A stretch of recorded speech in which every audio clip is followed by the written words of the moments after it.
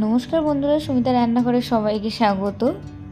আবারও চলেছি তোমাদের সাথে নতুন একটা রেসিপি শেয়ার করতে। আজ তোমাদের সাথে শেয়ার করব একদম বাড়িতে মা যেভাবে আমাদের চিকেন কারি রান্না করে খাওয়াতো, একদম সেইভাবে রান্না করে আজকে তোমাদের সাথেও শেয়ার করব। খেতে হয় দুর্দান্ত। আজ দিদির বাড়িতে গেছিলাম, দিদির বাড়িতে সবাই মিলে দিদিরা বলাতেই আজকে ওদের বাড়িই রান্নাটা করলাম। কিন্তু সবাই খেয়ে খুব প্রশংসা করেছে, বিশ্বাস করো এতটা ভালো হয়েছিল খেতে। প্রথমে দেখো কড়াইতে বেশ অনেকটা তেল গরম করতে দিয়ে কেটে রাখা আলুগুলো দিয়ে আলুগুলো বেশ লাল লাল করে ভেজে নেব। আর আলুগুলো ভাজার সময় একটু লবণ আর অল্প একটু হলুদ গুঁড়ো দিয়ে একদম আলুগুলো লাল লাল করে ভেজে নেব। আর এখানে আর একটা কথা বলি, এখানে কিন্তু মুরগির মাংসের সাথে কয়েকটা মুরগির পাও আছে। আমরা তো মুরগির পাগুলো খেতে খুব ভালোবাসি। তোমরা যদি না খেয়ে থাকো তাহলে কিন্তু অবশ্যই ট্রাই করে দেখো, খেতে কিন্তু দারুণ লাগে। দেখো আলুগুলো একদম সুন্দর করে লাল লাল করে ভেজে নিচ্ছি।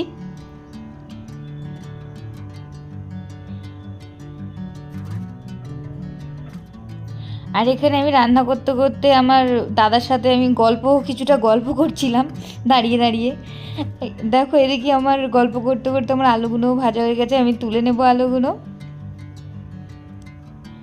বিশেষ করে রান্নাটা এতটা ভালো হয়েছিল খেতে, দিদি জামাইবাবু থেকে শুরু করে সবাই খুব প্রশংসা করেছে রান্নার। তোমরাও কিন্তু বাড়িতে এইভাবে ট্রাই করে দেখতে পারো।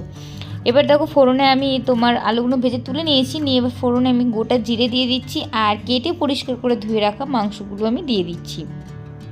দেখো ওই যে বললাম মুরগির ঠ্যাংও নিয়েছি, দেখো মাংসের সাথে কয়েকটা মুরগির পাও আছে।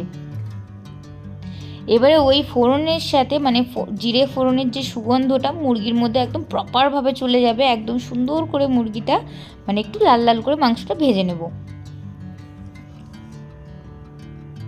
দেখো মাংসতে সুন্দর একটা কালার চলে এসছে, মাংসটা আমার ভাজা হয়ে গেছে। বেশি শক্ত করে ভাজবে না, জাস্ট হালকা একটু সুন্দর কালার এসে গেলে মাংসটা আমার ভাজা রেডি হয়ে গেছে।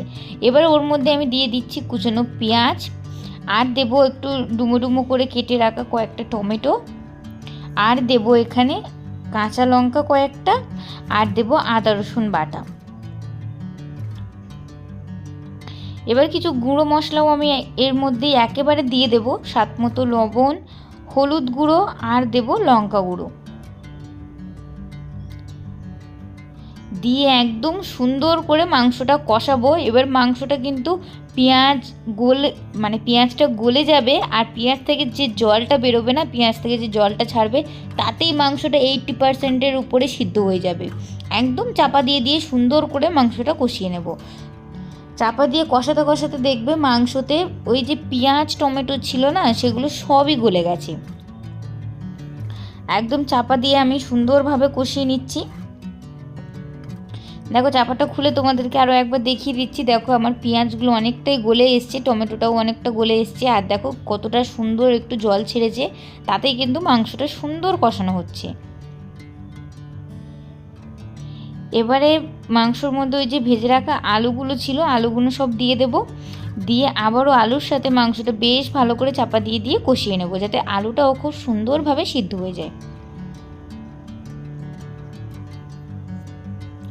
বিশ্বাস করো এই সিম্পল সাধারণ একটা চিকেন কারি, যেটা আগে প্রায় সবার বাড়িতে হয়ে থাকতো, এখন অনেক রকমের রেসিপি উঠে গেছে, এখন প্রায় অনেক রকমেরই রান্না তোমরা এখন করে খাও, কিন্তু এই আগেকার দিনের মতো এইভাবে তোমরা একবার চিকেন কারি বানিয়ে বাড়িতে ট্রাই করে দেখো, খেতে দারুণ লাগে, ফাটাফাটি লাগে।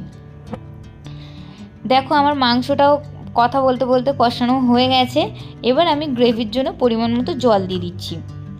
এই রান্নাতে একটু ঝোল হতো, ঝোল করলে রান্নাটা খেতে আরও ভালো লাগে, কিন্তু আমি একটু ঝোলটা কমই করলাম, কম করলে কিন্তু খেতে খারাপ লাগে না। এবার চাপা দিয়ে মাংসটা একদম সুন্দরভাবে রান্না করে নেব, যতক্ষণ না মাংসটা আলুটা বেশ ভালোভাবে সিদ্ধ হয়ে যাচ্ছে। দেখো চাপা খুলে দেখে নিচ্ছি, আমার মাংস আর আলুটা কিন্তু আমি দেখে নিয়েছি, খুব সুন্দরভাবে সিদ্ধ হয়ে গেছে। এবার উপর দিয়ে একটু আমি বিরিয়ানি মশলা ছড়িয়ে দেব, আর 2 চামচের মতো কেওড়া জল দিয়ে দেব। এতে কিন্তু মাংসর ফ্লেভারটা কিন্তু পুরোটাই চেঞ্জ হয়ে যাবে, খেতে কিন্তু দারুণ লাগে, অপূর্ব লাগে খেতে। কিন্তু বিরিয়ানি মশলা আর কেওড়া জলটা এটা আমার ভালো লাগে বলে আমি দিয়েছি, তোমরা কিন্তু এটা স্কিপ করতেও পারো এই রান্নাতে। এখানে তোমরা বিরিয়ানি মশলার জায়গায় গরম মশলা দিতে পারো, খেতে কিন্তু দারুণ হবে। আমরা তো এই চিকেন কারিটা করে বাড়িতে সবাই মিলে খুব আনন্দ করে খেয়েছি। বিশ্বাস করো, তোমরাও একবার বাড়িতে ট্রাই করে দেখো, খেলে না মুখে লেগে থাকবে, এতটা ভালো হয় এই রান্নাটা খেতে। অবশ্যই কিন্তু বাড়িতে একবার ট্রাই করবে। আর আমার এই রান্নাটা যদি ভালো লাগে তোমাদের, তাহলে কিন্তু like, comment, share and subscribe করতে ভুলো না।